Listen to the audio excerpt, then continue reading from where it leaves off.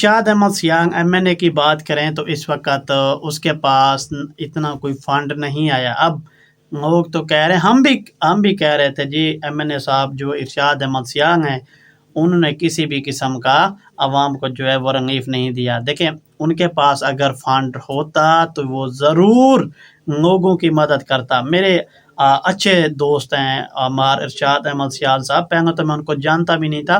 یہ 2 دن پہلے میری ان کے ساتھ بات ہوئی ہے.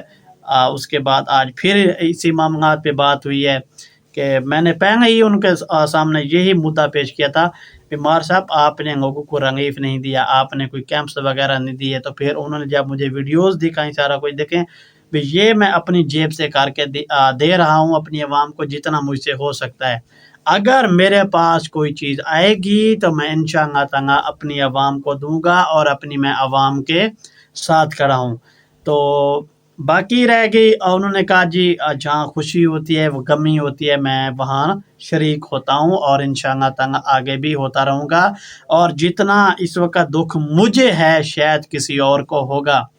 میں خود بذاتے اتنا پریشان ہوں کہ اب جو عوام کے اس وقت اتنے نقصانات ہوئے ہیں.